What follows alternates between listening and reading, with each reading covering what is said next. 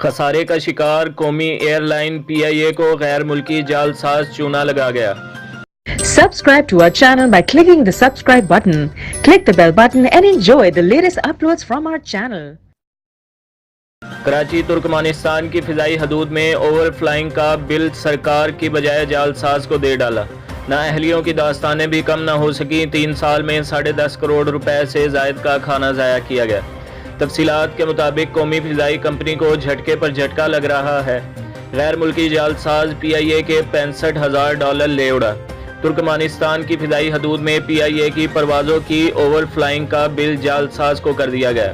رقم سرکاری بینک کی بجائے جعلساز کے بتائے گئے بینک اکاؤنٹ میں منتقل کی گئی۔ مارچ 2018 میں 70 پروازوں کی اوور فلائنگ کے لیے اپریل میں ادائیگی کی گئی۔ اصل ای میل ایڈریس پر بھیجی گئی ای میل کے جواب میں جعلساز نے اپنا ای میل ایڈریس دیا۔ جعلی ای میل سے سرکاری بینک کی بجائے ترکی کے ایک بینک کے سوئفٹ کوڈ پر رقم منتقل کرائی گئی۔ قومی ایئر لائن کے متعلقہ شعبے نے بینک تبدیلی کی تصدیق بھی جعلی ای میل ایڈریس سے کی۔ ترکمانستان کے شعبے کی جانب سے ادائیگی کی انوائس دوبارہ بھیجنے پر جعلسازی کا انکشاف ہوا۔ 9 ماہ قبل معاملے کے محکمانہ انکوائری کی رپورٹ پر انتظامیہ نے کارروائی نہیں کی۔ انکوائری رپورٹ میں انکشافات اور تجاویز پر ذمہ داروں کے خلاف کوئی کارروائی نہیں کی گئی۔ قومی ادارے کو دوسرا جھٹکا انتظامیہ کی غفلت سے ہی لگا۔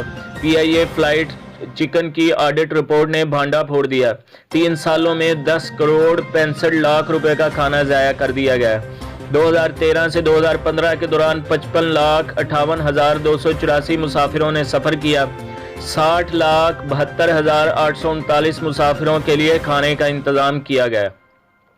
5 لاکھ سے زیادہ مسافروں کے اضافی کھانے کا خرچہ 7,25,72,526 روپے ہوا۔ لاہور ایئرپورٹ پر بھی اسی عرصے میں 4,40,00,000 روپے کا کھانا ضائع کیا گیا۔ آڈٹ رپورٹ میں نقصان کا ذمہ دار انتظامیہ کی ناقص پلاننگ کو قرار دیا گیا ہے۔ معاملے پر پی آئی اے انتظامیہ کو 2016 اور نومبر 2018 میں آگاہ کیا گیا تھا، لیکن پی آئی اے انتظامیہ نے کروڑوں روپے کے اخراجات کا جواب ہی نہیں دیا۔